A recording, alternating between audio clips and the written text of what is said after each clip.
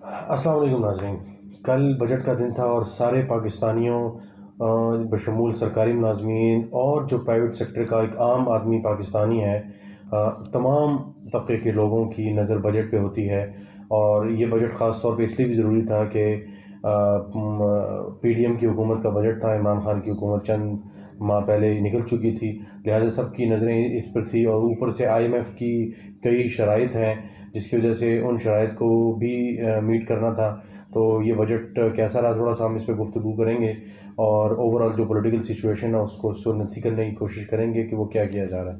لیکن میں آپ کو صرف آج کے ڈان اخبار جو انگریزی اخبار ہے اس کی صرف ہیڈ لائن آپ کو دکھا دوں. یہ دیکھیں، budgeting for hard Times ahead. تو اب آپ اس سے اندازہ لگا لیں کہ ایک ہیڈ لائن میں سارا کچھ ہو رہا ہے. اور کل عابد قیوم سلیری صاحب نے ایک ٹی وی چینل پہ جب ان کو لیا گیا تو ان سے پوچھا گیا کہ آپ کو آج کا بجٹ کیسا لگا، تو انہوں نے صرف ون لائنر کہا جس پہ میرا خیال ہے کہ یہ بجٹ اور یہ جو آج کی اخبار کی ہیڈ لائن ہے یہ تمام معاملات کو سم اپ کر دیتی ہے. اور ان کا کہنا تھا کہ آج کا بجٹ جو ہے وہ تمام جو فارمولا ہر سال آتے رہے ہیں مختلف سالوں میں دہائیوں سے، فارمولا بجٹ جسے کہا جاتا ہے.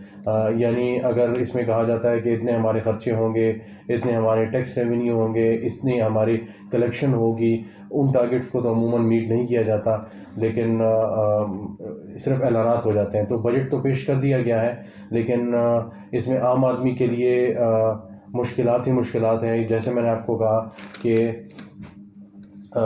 ڈان اخبار کی ہیڈ لائن سے آپ کو اندازہ ہو سکتا ہے کہ ٹف ٹائم جو آگے آ رہے ہیں، ہارڈ ٹائمز جو آگے آ رہے ہیں، اس کے لیے یہ بجٹ سارا ترتیب دیا گیا ہے جس میں پیٹرولیم مصنوعات پر کوئی 600-700 ارب روپے کے ایڈیشنل ٹیکس لگائے ہیں.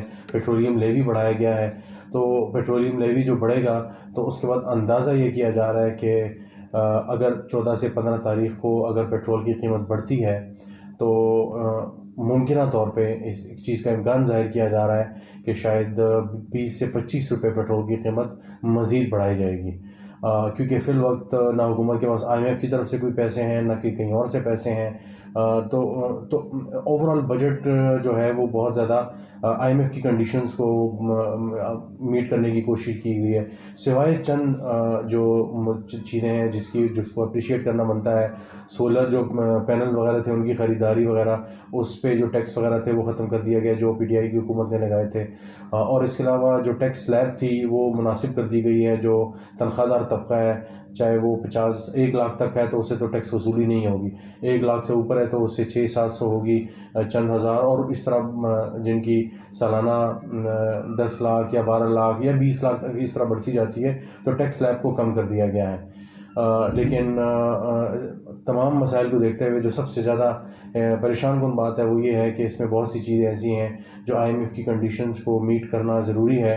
اور اب بھی کہا یہ جا رہا ہے کہ شاید جو پیٹرولیم پہ جو لیوی لگایا گیا ہے کہ وہ بھی اتنا نہیں ہے جتنا ہونا چاہیے، تو شاید آئی ایم ایف اس پر بھی اعتراض کرے. اور اس کے علاوہ بیج وغیرہ جو ہے اس پہ ٹیکس کو سے مستثنیٰ کر دیا گیا ہے تو اس پہ بھی اعتراض کر سکتا ہے آئی ایم ایف. اور اس طرح کے کئی اور جو ہے پیچیدہ معاملات ہیں. میں زیادہ تفصیل میں نہیں جاؤں گا کیونکہ وہ پھر ایک بہت زیادہ کمپلیکس ٹاپک ہو جائے گا. لیکن اس سے پہلے 2 دن پہلے اکنامک سروے آیا. اور اکنامک سروے جو ہوتا ہے وہ کسی بھی حکومت کا ہر سال کا ایک پرفارمنس ہوتی ہے جس میں یہ پتہ چلتا ہے کہ اس حکومت نے ایک سال میں کیا کیا ہے. چونکہ تقریباً 1.5-2 ماہ پہلے تک پی ٹی آئی کی حکومت تھی تو موسٹلی جو اکنامک سروے تھا تو وہ جولائی 2021 سے لے کر جون جولائی 2022 تک کا وہ اکنامک سروے تھا. تو اس میں بڑے ویلکمنگ فگرز تھے. کچھ جگہوں پہ تھوڑا سا ظاہر ٹنکرنگ کی ہوئی تھی مفتاح اسماعیل صاحب نے اور پلاننگ منسٹری کے جو وزیر ہیں احسن اقبال صاحب نے.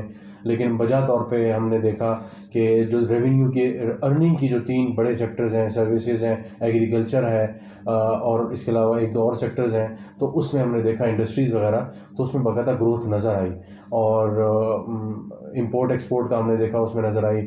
لارج اسکیل مینوفیکچرنگ جس کا میں ذکر کرتا رہا پچھلی ویڈیوز میں اس میں گروتھ نظر آئی. گو کہ ان کو اس گروتھ کو انہوں نے انسسٹینیبل ڈکلیئر کیا اکنامک سروے میں. اور لیکن 5.97 جو تقریباً 6% کی جو ہے وہ گروتھ کنسیڈر ہوتی ہے، جو بہت بڑی گروتھ تھی، خاص طور پہ ہم نے جو 1.5 سال پاناما میں ملک بند تھا اور اس کے بعد یہ ساری گروتھ ہوئی، تو ظاہر ہے ایک پازیٹیو چیز جو ہے جس کو کئی اکنامک جو معاشی ماہرین جسے کہا جاتا ہے، اکانومسٹ وغیرہ، ان سب نے اس چیز کا اعتراف کیا کہ بہت اچھا جو ہے نا، اگر بہت اچھا نہیں تھا تو نسبتاً بہتر تھا، کیونکہ میں جتنے عرصے سے 12-13 سال سے اکنامک سروے ہم کور کرتے آ رہے ہیں، بجٹ وغیرہ، تو ہمیشہ اکنامک سروے میں یہ ہوتا ہے کہ یہ نہیں ہوا، وہ نہیں ہوا، یہ نہیں ہوا. ظاہر مہنگائی کی شرح تو بڑھنے کے کئی امکانات ہیں، وجوہات بھی ہیں جس کی، تو وہ تو ہوا ہے. تقریباً 6-7 سے آنورڈز 11 سے 12 تک گئی ہے جو مہنگائی ہے. لیکن اب اس وقت جو حکومت نے بل پاس کیا ہے اور پاس کرنا ہے، ابھی اس بجٹ کو پیش کر دیا گیا ہے جسے منی یا فائنانس بل کہا جاتا ہے. اس کے بعد مہنگائی کا شدید ایک طوفان آنے والا ہے، اور 60 روپے تو آلریڈی پیٹرول بڑھ چکا ہے، تقریباً 20-25 روپے کا دوبارہ اور بڑھتا ہے ان نئے ٹیکسز کے بعد. تو اس کے بعد ایک عام آدمی کے لیے بہت زیادہ مشکل ہو جائے گا ان معاملات میں، ان ساری سچویشن میں سروائیو کرنا. آپ کی جو لاگ بکس ہیں، آپ کے جو اسٹیٹ جو ہوتے ہیں، وہ تو بہتر ہو جائیں گے شاید آنے والے چند ماہ میں، لیکن آپ سیاسی طور پہ اپنے ورکر کو کھو رہے ہیں، اپنے سپورٹر کو کھو رہے ہیں. اور یہ شاید شہباز شریف صاحب ضد کی وجہ سے یا کسی اور وجہ سے، لیکن جو بھی وجہ تھی، انہوں نے اس معاملے کو اس طرح سے سنجیدگی سے اتنا سنجیدگی سے لے لیا کہ باقاعدہ طور پہ عمران خان کی ضد میں آ کے انہوں نے سارے معاملات کو اپنے ہاتھوں میں لیا اور کہا کہ ملک کو وہ اسٹیبلائز کر کے دکھائیں گے. لیکن اسٹیبلٹی اگر انگریزی میں کہتے ہیں ایٹ دا کاسٹ آف، اگر عام آدمی ہے، عام آدمی کی قیمت پر اگر یہ ہے، تو یہ بہت افسوسناک صورتحال ہے. کیونکہ آج کے اخبارات پڑھنے کے بعد، کل کا بجٹ دیکھنے کے بعد، کم از کم چند دوستوں سے جو بات ہوئی جو معیشت کو کور کرتے دیکھتے ہیں، اس میں ہمیں نظر آ رہا ہے کہ عام آدمی مزید پستا ہوا نظر آ رہا ہے، اور جو ایلیٹ اور جو رچ ہیں جن کو ٹیکس کرنا چاہیے، ان پہ بظاہر شاید ٹیکس مزید کم کر دیا گیا ہے. ان کو مزید سبسڈیز بھی مل جائیں گی. جو چینی پیدا کرتے ہیں وہ چینی باہر بھجوائیں گے، پھر چینی کم ہوگی، چینی اندر بلائی جائے گی. آٹا ملک سے باہر جاتا ہے، اسمگل ہوتا ہے، افغانستان وغیرہ جاتا ہے، پھر کم ہوتا ہے، تو پھر ہمیں روس سے اور مختلف جگہوں سے منتیں ترلے کر کے عام مزدور کو اگر ہم 2,000 روپے من پہ اگر ہم دیتے ہیں، تو باہر سے ہم 3 اور 4,000 من پہ منگاتے ہیں. لیکن اس کا کوئی پوچھنے والا نہیں ہے بدقسمتی سے اس ملک میں. تو میرا خیال ہے آنے والے دنوں میں عام آدمی کے لیے مشکل سے مشکل ترین ہوتی جائیں گی، چاہے بجلی مہنگی ہو رہی ہے، چاہے وہ گیس مہنگی ہو رہی ہے، اور اس کے علاوہ روزمرہ کی اشیاء ابھی 1 جولائی کے بعد سے جتنی مہنگی ہوں گی وہ بہت زیادہ مشکل ہو جائے گا. تو اللہ تعالیٰ ہم سب کے لیے روزگار کے مواقع بہتر کرے، اور اس ملک میں ایسی حکومت آئے جو سیاسی طور پہ مستحکم بھی ہو، اور ایسے فیصلے لے جو بیرونی IMF جیسے اداروں کے اس پہ نہ ہوں، بلکہ خود سے ہوں. اور ہمارے جو رچ ہیں، جو کامیاب لوگ ہیں، جو معاشی طور پہ جو صاحب استعداد و صاحب ثروت لوگ ہیں، جو پاکستان کی معیشت کو چلانے کا اپنے آپ کو ٹھیکیدار سمجھتے ہیں، ان پہ ٹیکس عائد ہو. جیسے میں نے ایک ویڈیو میں ذکر کیا تھا کہ اعظم سواتی صاحب نے ذکر کیا کہ 40 کنال کا ان کا گھر ہے، تو اس پہ ٹیکس لگایا جائے. اس پہ کوئی ٹیکس نہیں لگاتا. تو وہ طنز کر رہے تھے یا جو بھی کر رہے تھے، لیکن آپ اندازہ لگائیں کہ اگر ایک ارب پتی شخص کا 40 کنال کا گھر ہے، تو اس سے اندازہ لگائیں کہ جہانگیر خان ترین اور ملک ریاض، ان لوگوں کے اثاثے اس پہ ٹیکس، اور یہ کیا معاملات ہوں گے. تو بس اب اتنی آپ کو اپڈیٹ کرنا تھا کہ عام آدمی کے لیے مشکلات میں اضافہ ہوتا نظر آ رہا ہے، اور جو صاحب ثروت لوگ ہیں وہ اسی طرح ٹیکس ایویژن کرتے رہیں گے اور معاملات کو بد سے بدتر بناتے رہیں گے، اور جو ریسیونگ اینڈ پہ ہے وہ عام آدمی ہوگا.